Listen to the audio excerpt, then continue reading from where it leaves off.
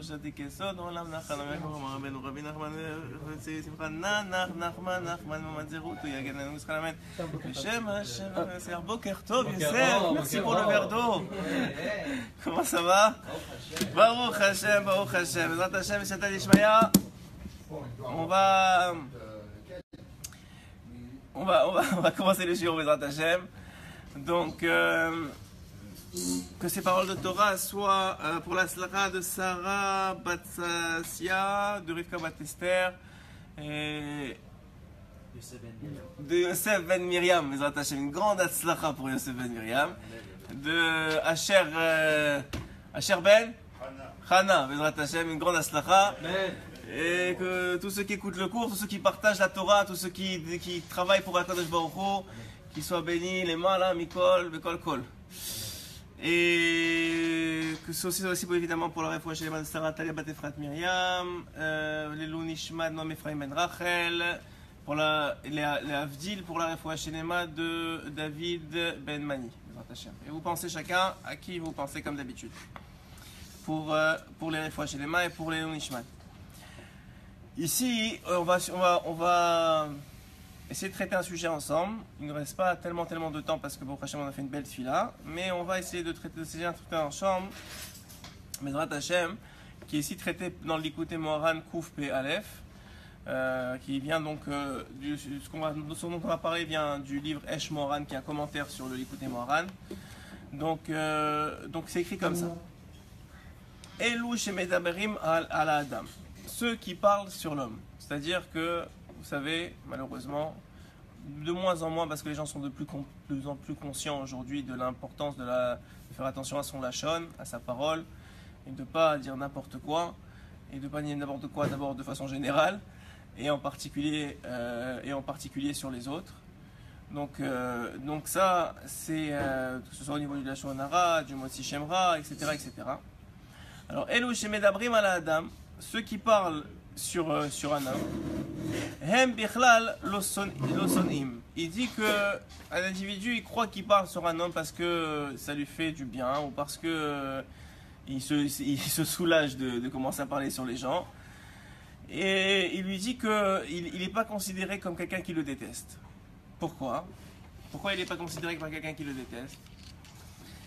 Alors il dit Hem osim lo rak tov, parce qu'ils lui font que du bien. Celui qui parle sur l'autre, en vérité, il est en train de faire que du bien. Pourquoi? Hein? C'est des remontrances. Non, pas des remontrances. On parle de quelqu'un qui parle dans le dos de quelqu'un d'autre. Ok? Du lachon hara. Ça veut dire qu'il dit ici que si la personne, elle savait qu'on parlait d'elle, elle serait contente. Parce que la personne qui est en train de parler de toi, elle te fait que du bien. Alors venez, on va voir de quoi, c'est quoi ce bien dont on parle. Rabbeinu, il dit...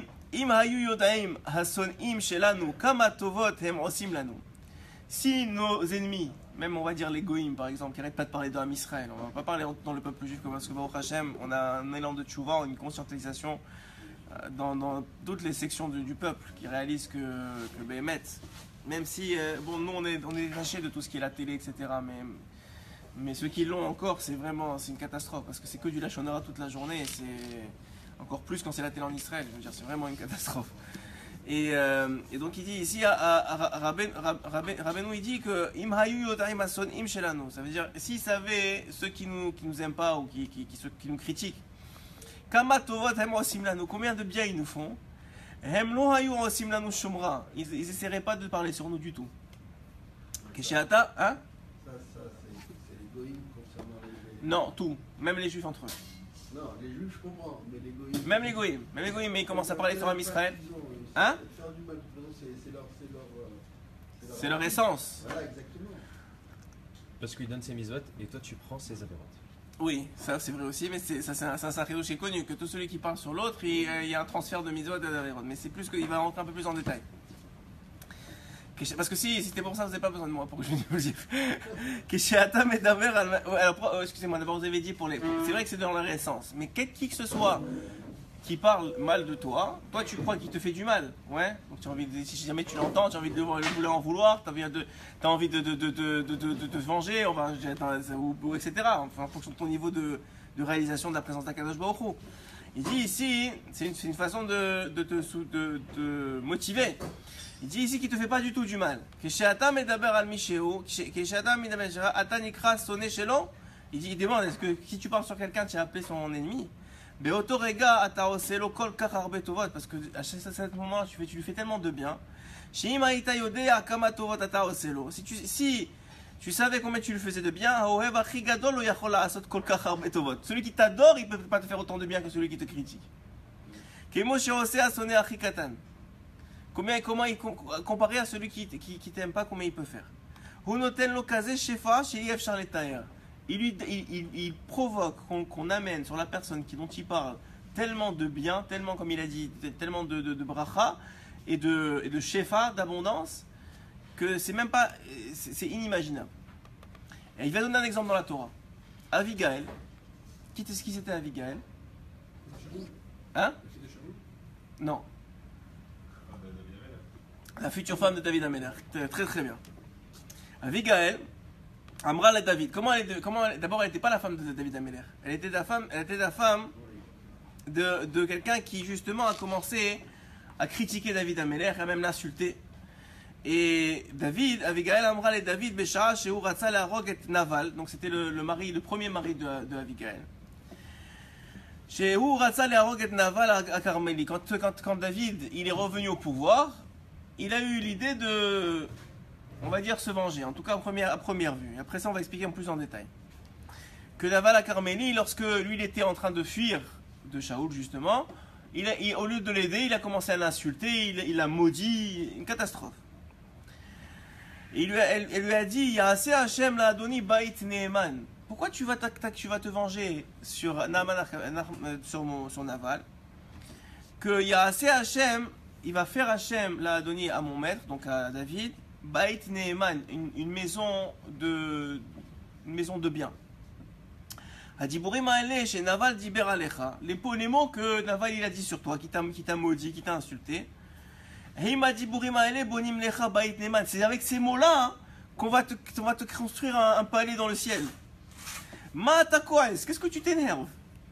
Meviim la Adam, avanim la chatser shelo, livnot lo bait. Les mots qu'un homme il va parler sur toi, à condition, la condition, je vous l'ai dit parce que sinon vous allez faire exprès de faire des marloquettes, c'est que vous n'ayez rien dans l'histoire, vous avez pas de responsabilité. Ok? Donc vous, les gens ils vous parlent, mais c'est à tort. C'est-à-dire ils parlent sur vous, mais ils ont aucune responsabilité sur ça. Ok? Et même si, c'est-à-dire que vous n'avez rien fait de mal, même si c'est par exemple, je sais pas, vis-à-vis d'Akadosh Baruch Hu, dans une situation qui ne les concerne pas, maintenant s'ils parlent sur vous, ils n'ont rien à voir dans l'histoire. Donc eux, qu'est-ce qu'ils font? C'est comme si vous jetez des pierres, ouais. Mais ces pierres-là, au lieu de vous faire du mal, c'est des pierres qui vont être utilisées par Akadosh Baruch Hu pour construire un palais pour vous dans le ciel. Il dit, Ma atakoes. Mais vi'im, c'est elle qui dit ça. Mais vi'im la adam avanim, la chatser shelo. On t'amène maintenant à toi des pierres pour construire un bait neeman. Livnot lo bait, ve'ut sorek. Ma atem melachlechim et hachatser. Et lui, il crie, mais pourquoi est-ce que vous commencez à me jeter des pierres? Osim lecha arshav bait kamakamot. Et on te dit, mais attends, on est en train de te construire un immeuble en haut. Qu'est-ce que tu fais? Pourquoi tu t'énerves? Hi omeret lo teda lecha, ki asa yaase Hashem la adoni bait neeman. Sache que maintenant, Hashem, grâce à ça, il va être en train de te construire une maison. Masbir, il dit, Rabbeinu, Bessirot Haran, dans donc son livre Sirot Haran, qui est donc un livre qui a des discussions qui ont été rapportées avec ses élèves. Il explique le passouk suivant, qui est celui de Bait Neeman qu'elle lui a dit. Ki Chazal amro she'atid HaKadosh Baruch Hu le'anchil lechol tzadik ve'tzadik shay olamot. C'est écrit que dans le futur, chaque tzadik, et chacun il peut être appelé tzadik à son niveau, parce que chaque tzadik Hashem il va bonner, il va construire chay et il va construire shay olamot, donc 310 mondes. Mi eshaer beda'ato gedulat olam echad. Il dit que c'est impossible de comprendre la grandeur d'un seul monde. On ne parle pas de 310. Un seul monde, c'est impossible à imaginer. Kama vekama batim, combien de maisons, yeshbo, vekama kama chatserot, combien d'endroits, umevood, vekama vekama umdinot, combien de villes, vekama kochavim, et combien d'étoiles, umazalot, et des astres. Rek un monde, c'est comme, on va dire, on peut imaginer un peu comme le nôtre. Il y en a 310 comme ça. C'est inimaginable, on ne peut même pas compter combien il y a de choses qui remplissent un seul monde. Kol elu yesh ba'olam echad me'olamot, ve'ata shay olamot. Et c'est 310.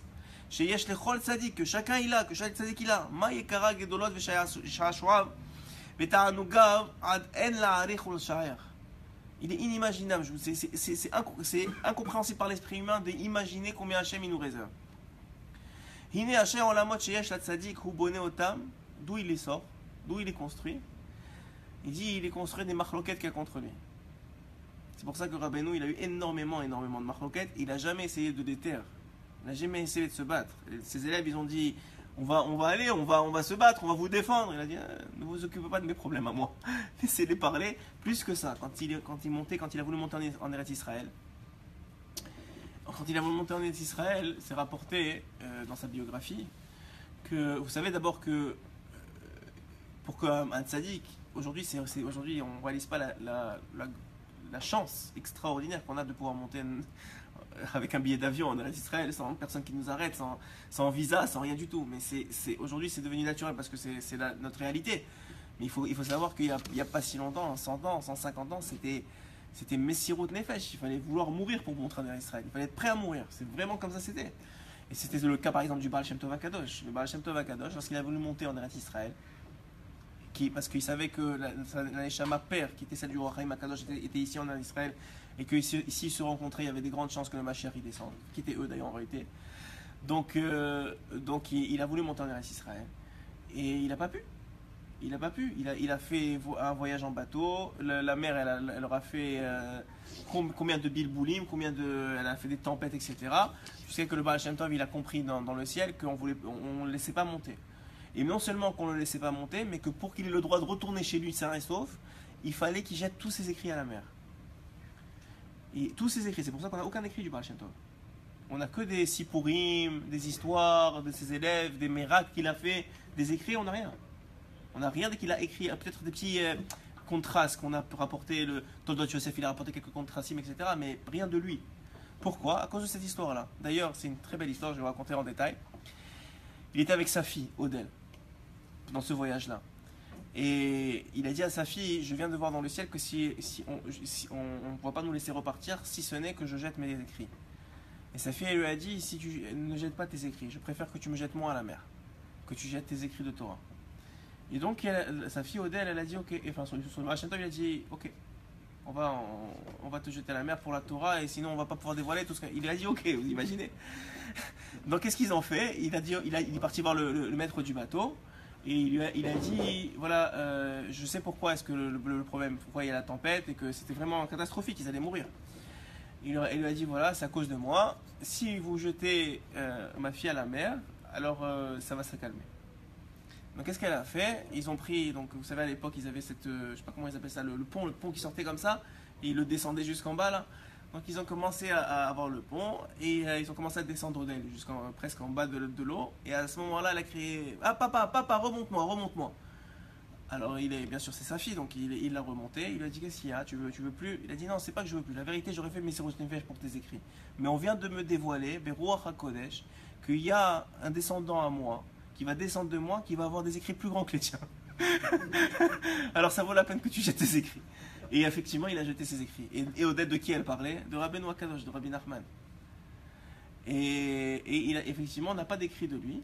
Mais par contre, on a tous ses enseignements, toute sa Torah vivante, c'est-à-dire tout ce qu'il a enseigné, tous les sipurim qu'on a du Toldot Yosef et d'autres, du Maguet de Mezrich et de tous ceux qui ont connu, ou des élèves du Baal Shem Tov, le Baal Shem Tov lui-même.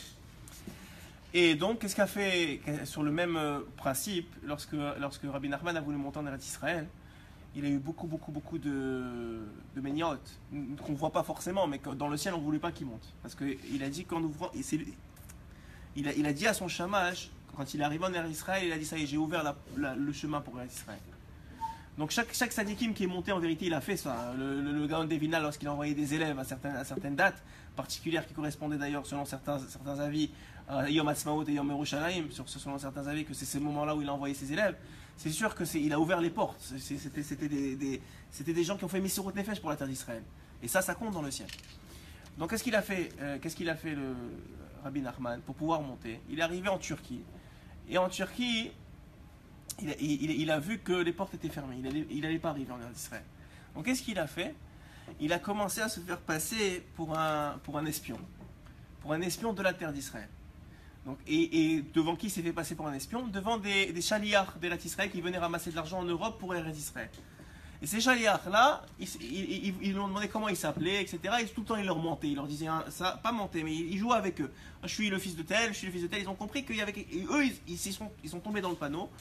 Et ils ont cru que Béhémet, c'était un négat d'Israël et qu'ils voulaient monter pour récupérer des informations pour le sultan. Donc, qu'est-ce qu'ils ont fait? Ils ont fait plein de bisaïon. Mais ils l'ont insulté. Devant tout le monde, ils ont commencé à le rabaisser. Ils ont dit à celui qui s'occupait du port, ne le laisse pas monter, on te paye, ne le laisse pas monter dans un bateau. Donc il s'est fait faire des bisaïon. Et le shamash qui était Rabbi Shimon, son shamash qui aujourd'hui est enterré en bas du Harizal, c'est celui qui est enterré en bas du Harizal, que Rabbeinu il a dit, avant même que Rabbi Nathan il le connaisse, il a dit à Rabbi Shimon, c'est toi qui seras mon shamash dans l'Olam Haba. D'ailleurs c'est lui qui ne peut pas aller à Ouman, pour X ou Y raison, qu'il aille chez Rabbi Shimon et qu'il demande qu'il transmette à Rabbeinu, et c'est une ségoula aussi pour ça. C'est mieux d'aller au Ouman. Alors il disait, Rabbi Shimon il dit, mais Kvod Arav, vous êtes, si vous dites juste, je suis le petit-fils du Baal Hashem Tov, ça y est, tout le monde va vous s'abaisser devant vous. Il dit, eux ils vont s'abaisser devant moi, mais en haut on va pas me laisser partir. Je préfère que eux ils me bisaillonnent et qu'en haut on m'ouvre les portes par ce bisaillon là. Et effectivement ils ont fait bisaillon jusqu'à qu'ils sont partis de Turquie. Eux ils devaient monter en Eretz Israël. Malheureusement ces deux personnes là ils sont décédés l'histoire raconte qu'ils sont décédés quelques mois plus tard. Et lui il est resté en Turquie avec tous les bisaillons. On l'a pris pour vraiment, il faisait exprès de marcher pieds nus. Comme ça, on voit que c'est un moins que rien. Il a fait exprès d'attirer sur lui les bisaïons. Et quand il a compris que ça y est, c'est bon, on l'a laissé monter, il est parti voir celui qui s'occupait du port, qui était un juif. Que les, comment on appelle ça, les chaliards, ils avaient donné de l'argent pour pas qu'il le laisse monter, etc. Il dit, voilà, maintenant je vais te dire la vérité, je suis le petit-fils du Baal Hashem Tov HaKadosh. Dès qu'il a entendu ça, c'était un grand Mahamin, cette personne-là, il a dit quoi? Mais là, c'était grave, il a dit quoi? Je savais pas, moi on m'a dit que vous étiez un espion. Il a dit ne t'inquiète pas, tout était prévu comme ça, maintenant juste trouve-moi une place très très vite pour Eretz Israël. Et effectivement, il a trouvé une place, il est arrivé quelques mois plus tard en Eretz Israël. Et il a fait 4 pas, vous savez cette histoire-là, il a fait 4 pas, il a dit ça c'est bon, Rabbi Shimon il a dit ça, on peut repartir. Il dit quoi? Moi jusqu'ici, ça fait 1 an qu'on est là, en train de tourner, de faire n'importe quoi de notre vie pour arriver jusqu'en Israël, 4 pas vous restez, venez un peu chez Rabbi Shimon, venez on va à Tibériade, venez on tourne un peu. Alors comme Rabbeinu il avait cette mida qu'il se laissait guider par Akadosh Baruch Hu, son shamash il lui a dit ça, il a dit ok c'est bon. Alors on va rester quelques mois. Il est resté quelques mois en Eretz Israël. Il est parti voir Rabbi Shimon. Il y a une lettre que Rabbi Shimon, l'élève de Rabbeinu, il a écrit sur la rencontre Rabbi Shimon et Rabbeinu. Une incroyable la lettre. Comment ils se parlent, quel kavod ils ont l'un pour l'autre. Inimaginable. Quand tu lis ça, c'est vraiment, c'est péléplaïm. Et comment, et d'ailleurs dans cette lettre là, c'est loin un peu ici, mais c'est pas grave. Dans cette lettre là, Rabbeinu il demande à Rabbi Shimon, il dit qu'il va y avoir un temps que Ouman va être fermé. Il savait déjà qu'il allait passer à Ouman. Il a dit il va y avoir un temps où mon kever il va être fermé, personne ne va pouvoir arriver. S'il te plaît, reçois mes élèves au moment de Rosh Hashanah pour moi. Et amène-moi leur tfilot. Dans la lettre, dans leur discussion, il avait déjà demandé ça. Et effectivement, c'était lorsque Ouman, il y avait les soviétiques et que Ouman était fermé, les Breslev à l'époque étaient très peu. Ils allaient faire Rosh Hashanah chez Rabbi Shimon. Et donc ça c'est entre parenthèses. Mais pour vous dire que les tzadikim ils savent ça. Donc ils cherchent, mais des fois même ils cherchent ça. En vérité, je vais vous lire un écouté Moran, avant de revenir sur le sujet. Je vais lire un écouté Moran où c'est écrit ça. C'est écrit que le tzadik il fait exprès de faire ça. Il dit que... Où est-ce que j'ai là? Ah, j'ai mis ici. Voilà. Il dit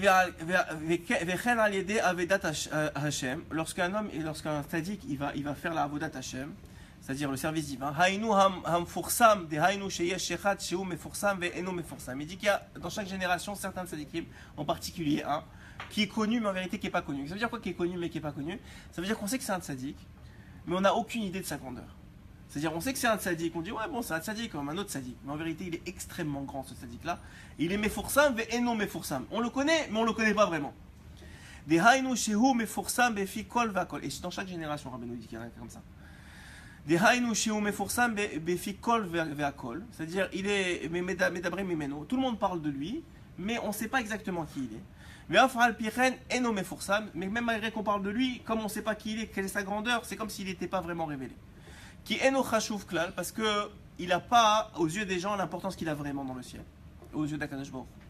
ויש אחד שאינו חפץ בזה, רק שאיבד את המפורסם, דהיינו עבודת השם שהיא הנפש, דהיינו אף על פי שאין רצונו שלא יהיה מפורסם, אף על פי כן איבד אותו, כי כמו שאדם עובד דבר שלא ברצונו, דהיינו שאיבד את השם, שהוא בחינת מפורסם שיש לו שם בעולם. אבל, donc il y en a que, au bout d'un moment, qu'est-ce qui se passe?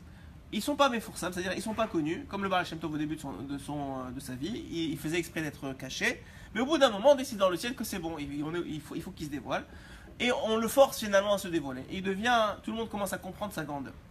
Mais il y en a d'autres, Aval yesh echad, il y en a un, She'oseh zot kirtzono uvda'ato, il va faire exprès de rester caché, comme on a dit au début au Baal Shem Tov, She'moser et nafsho, qui va sacrifier son âme, על קידוש השם pour la grandeur d'Akadosh Baruch Hu, דהיינו המפורסם שלו, שהוא בחינת שם כנ"ל, שהוא בחינת נפש, ומחמת זה אף על פי שהוא מפורסם, אף על פי כן אינו מפורסם. כי אדרבה, au contraire, הוא להפך, כי הכל דברים עליו, ובודים עליו, כזבים שלא עלה על דתו, il va faire exprès, de trouver des moyens que les gens ils l'humilient, que d'avoir un mauvais nom. Il y a un tzaddik comme ça dans chaque génération qui fait exprès, hein, écoutez bien, il fait exprès qu'on parle de lui mal. Ok? Hein? Je sais pas si ça va avoir je dis pas ici. Mais il y en a un en tout cas qui fait exprès, sûrement que ça doit être, je sais pas. La vérité, je sais pas. Donc il fait exprès qu'il y a kol dovrim alav ou vodim alav kezavim, shelo ala al dato, veyesh lo shefichut damim mamash mise. Il souffre de ça. C'est pas il kiffe de ça. Il souffre de qu'on parle de lui mal. Ouais. Et on sait c'est bekavana, mais il fait ça exprès. Pourquoi il fait ça exprès? Ki hu bechinat misitra nefesh mamash, ki Hashem hu nefesh, vegam yesh lo shefichut damim mise. Mais même s'il souffre de ça, mais ou matzil, pourquoi il fait ça? Matzil et Israël basé. Il sauve un Israël grâce à ça. Mima shahaya raoui lavo alehem, de ce qu'il méritait de recevoir. Que Israël il méritait de recevoir des coups, parce que maintenant dans le monde entier on dit voilà regarde celui-là qu'est-ce qu'il a fait, qu'est-ce qu'il n'a pas fait, etc. Et tout le monde tombe dans le panneau, parce que c'est lui qui a organisé tout. Et tout le monde tombe dans le panneau. Chaz v'shalom bishvil hayechun va aider mesirot nafsho, parce que le fait qu'il l'a fait volontairement et qu'il a tout organisé pour qu'on parle de lui mal, mais en vérité c'est un très très très grand sadique. Hu matzil otam, il les sauve de ce qui est censé arriver au Ram Israël. Le Messirut Nefesh de ce tzaddik-là, il y en a dans chaque génération, frère. C'est pour ça, je vous donne un très grand conseil. Ne parlez jamais sur personne, et en particulier sur les tzaddikim. Jamais ne sortez un mot. Jamais, même une pensée, essayez de l'éliminer.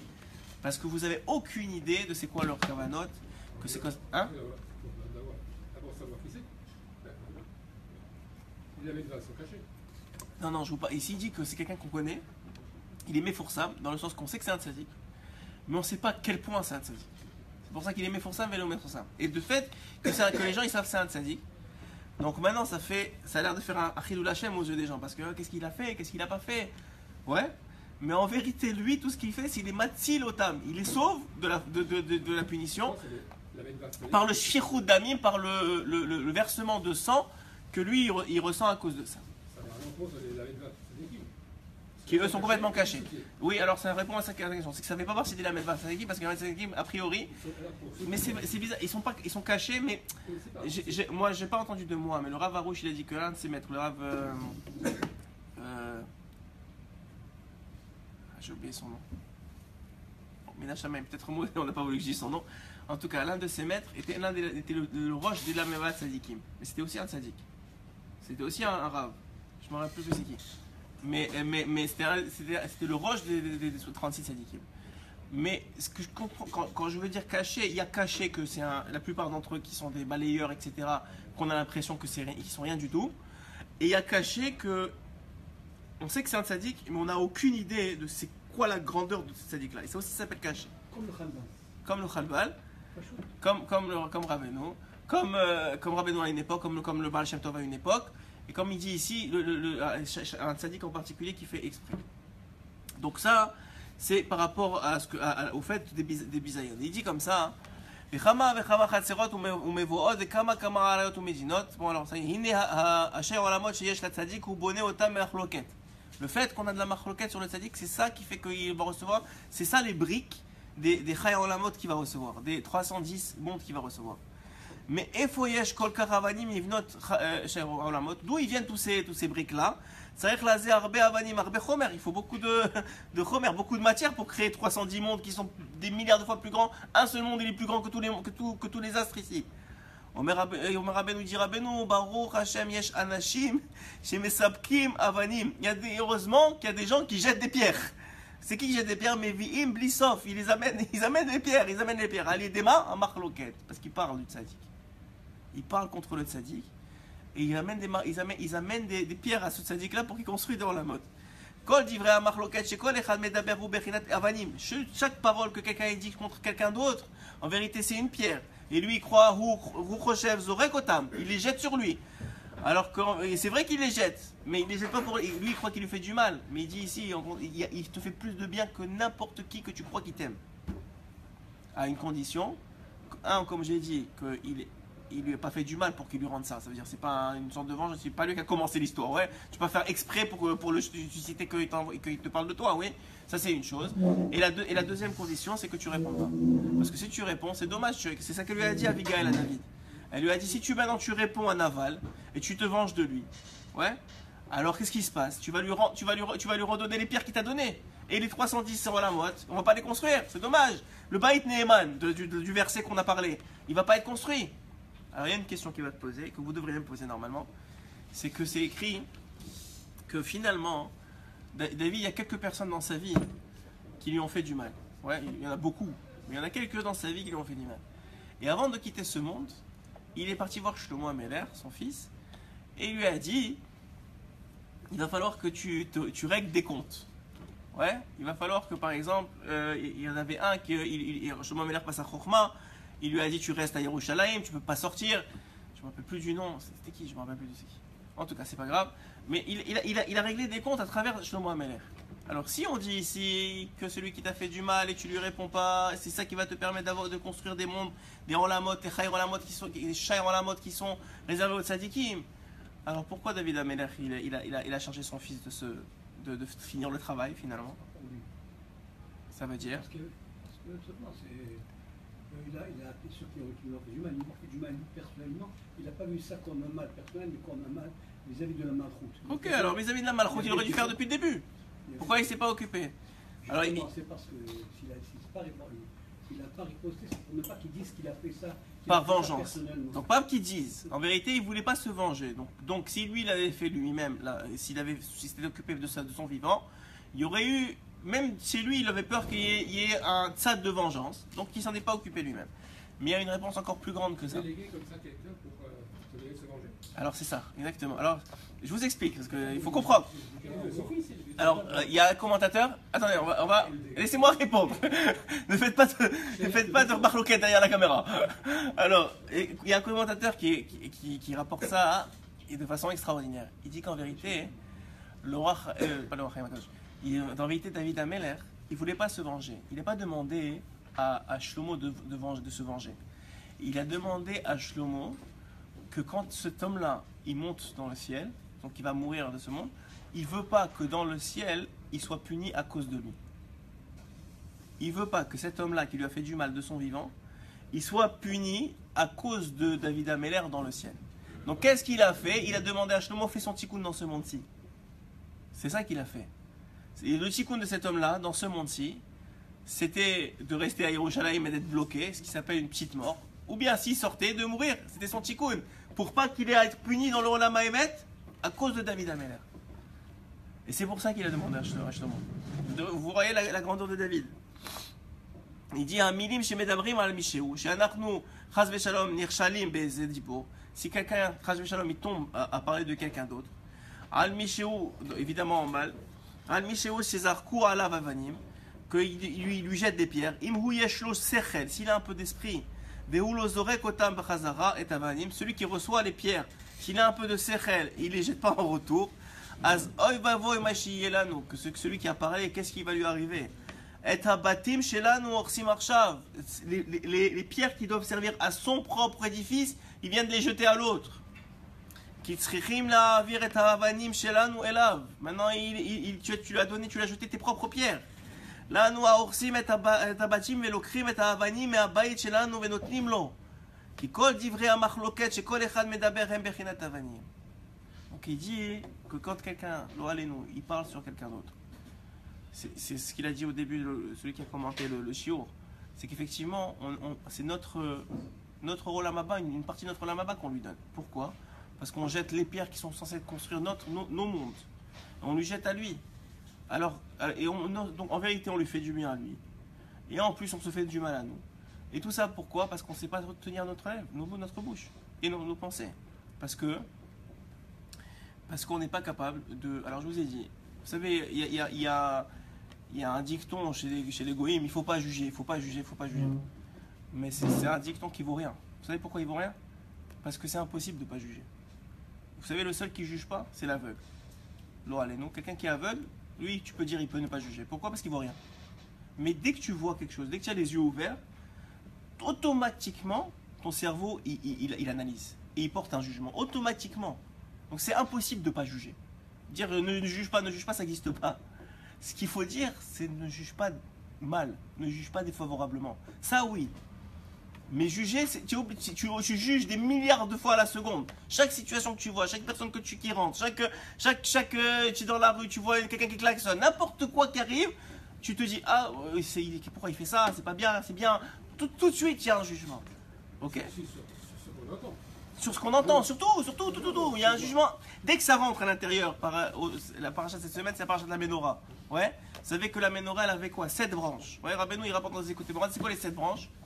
C'est les 7 portes d'entrée du visage. C'est les deux yeux, les 2 narines, les deux oreilles et la bouche. C'est quelqu'un qui est chômeur sur la Ménorah, il reçoit le hors d'Akadosh Baruch Hu. Ouais? Donc ça, c'est entre parenthèses.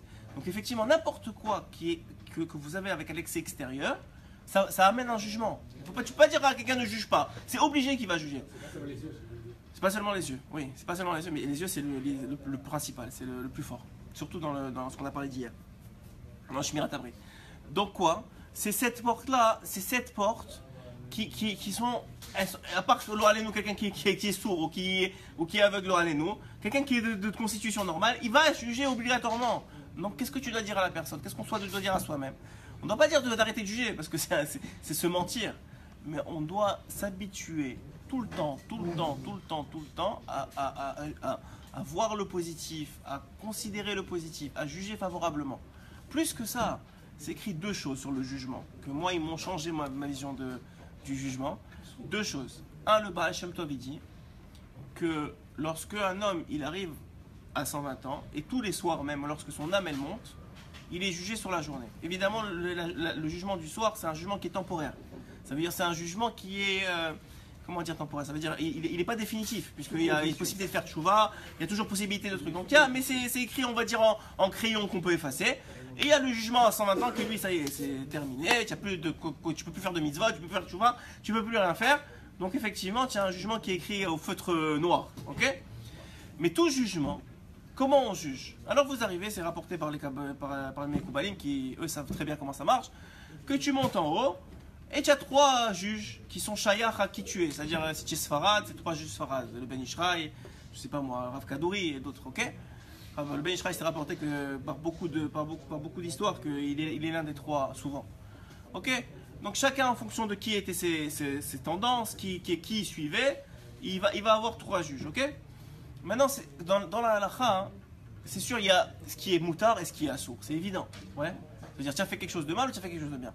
Mais dans tout jugement, il y a toujours une possibilité de circonstance atténuante ou une possibilité de circonstance aggravante. C'est-à-dire que tu as pu faire ça, mais il y a plein de diouk dans le fait que dans l'action. Il y a la pensée que tu as eue, le remords que tu as eu. Est-ce que tu as voulu le faire? Tu n'as pas voulu le faire? Tu as été pris parce que tu venais d'avoir une mauvaise journée, tu n'avais pas une mauvaise journée. C'est vrai que tu as fauté, d'accord? Mais il y a plein de diouk. Il y a plein de petites choses qu'on peut vérifier et pas vérifier, ok? Qui sont des circonstances atténuantes ou des circonstances aggravantes. De quoi va dépendre? Est-ce qu'on va te juger du côté positif, d'une circonstance atténuante, ou de trouver des circonstances aggravantes dans ta faute? Ou le contraire, dans la mitzvah, est-ce qu'on va dire ouais mais de toute façon il faisait pour le kavod, il faisait pour ça, il faisait pour ça. On va dire mais non, regarde, il s'est battu, il a couru à la synagogue comme vous avez dit ce matin, il a essayé de se battre, même si c'était parce qu'on lui a dit, parce que pour son lamaba, pour d'autres raisons, mais il a essayé, il a trouvé quelque chose pour y arriver. De quoi ça va dépendre? Le Baal Shem Tov il donne le secret. Et je vous l'ai déjà donné, je pense. Le secret il est comme ça. Il est que Hachem, il va te juger à toi. On ne peut pas te juger à toi si ce n'est selon tes critères à toi. C'est-à-dire que on va te mettre devant des situations qui sont semblables aux tiennes, pas exactement parce que c'est trop facile, mais semblables à ce que tu vis toi au quotidien, qu'on va devoir te juger à 120 ans. Et on va voir comment toi, ta tête, même si tu n'as rien dit, comment toi, ta tête, elle a jugé la situation. Si tu l'as jugé avec des circonstances atténuantes, avec le côté truc, eh ben toi aussi on va te juger avec des circonstances atténuantes. Mais si toi tout le temps tu vois le côté négatif et tu vois la critique et tu vois le truc qui va pas, eh ben toi aussi on va te juger comme ça. Et le Baal Shem Tov il dit combien il t'y pêche un homme. Comme il dit ici, combien il t'y pêche un homme de parler sur l'autre, il est en train de perdre ses avanim. Que c'est avanim, c'est ça qui construit les binyanim, les shaïrolamim. La même chose, quelqu'un qui juge quelqu'un négativement, il est en train de se tuer lui. Et ça c'est deuxième chose que dit le Zohar Kadosh. Sur le jugement, et on va finir sur ça parce que les Avreichim commencent à arriver. Le deuxième chose, c'est que le Zohar Kadosh il dit que quand un homme il choisit, comme il dit Rabbeinu, qui choisit tous les jours de prendre quelques minutes pour repasser sa journée et pour se juger, c'est-à-dire se juger pas pour se donner des coups, mais pour dire ok waouh, il m'est arrivé ça aujourd'hui, je me suis mis en colère, je commence à arriver. Il demande pardon à Hachem, il essaie de dire tu sais quoi, je vais essayer peut-être demain, je t'en supplie Hachem, aide-moi pour ne plus que ça m'arrive. Il se remet en question, ça veut pas dire qu'il se frappe, pourquoi j'ai fait ça, je suis un nul, c'est pas ça que ça veut dire. Juste il met en exergue, il laisse pas passer la situation. Il la sort du lot, il dit voilà, il m'est arrivé ça aujourd'hui. Ok? Cheshbon Nefesh, ça s'appelle Cheshbon Nefesh. 10 minutes, 15 minutes avant de dormir, vous faites Kriyat Shema, si vous faites pas, faites-le. Mais vous faites Kriyat Shema, avant ou après Kriyat Shema, vous prenez 10 minutes en plus. De toute façon, c'est écrit, on fait Vidou Dvarim avant Kriyat Shema. Mais faites 10 minutes en plus. Vous, qu'est-ce que vous êtes arrivé dans la journée? Des petites choses que vous avez remarquées qui n'auraient pas dû être faites ou qui auraient été faites, vous les mettez en positif. Et le Zohar Kadosh dit quand quelqu'un il fait ça, qu'est-ce qu'il fait? Il se remet devant Kadosh Baruch Hu comme juge. Il prend Hachem sur juge sur sa journée. Donc il dit le Zohar Kadosh à 120 ans quand il arrive.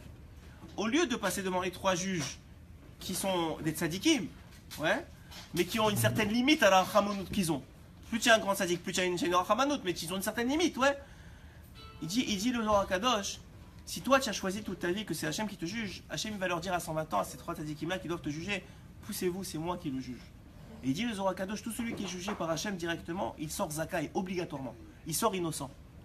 Et pourquoi? Parce qu'Hachem il va leur dire, il m'a choisi comme juge toute sa vie. Maintenant qu'il est mort, je vais laisser tomber, il va rester pas moi qui vais le juger. Toute sa vie, il m'a choisi comme juge. Donc c'est encore moi qui vais le juger.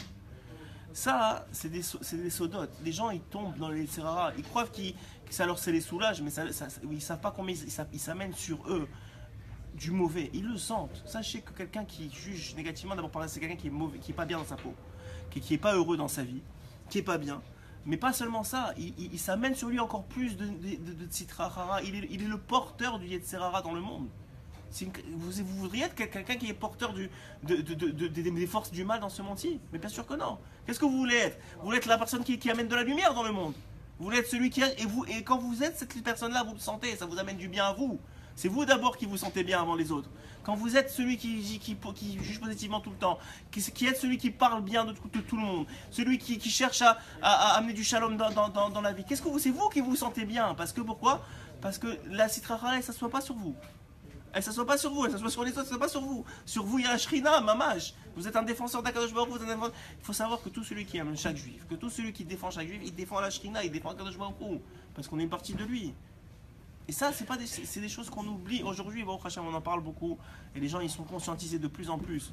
Et heureusement, Baruch Hashem, il y en a beaucoup qui ont jeté la télé de leur maison et qui limitent leur Internet. Parce que tout ça, c'est des choses qui rentrent. Et c'est des jugements sur quoi? Sur des goïms, sur des top modèles. Sur quoi vous jugez?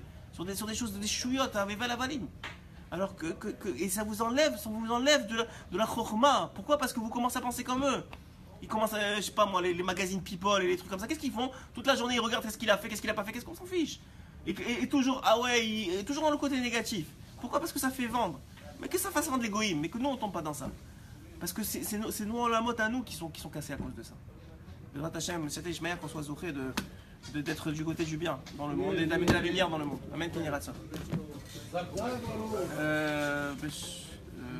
רבי חנניה בן עקשיא אומר, "זכו ישראל לפיכך חיבה, אורם תורה מצווה שנאמר, אדוני חפץ למען סיכוי, ידיד תורה וידיר."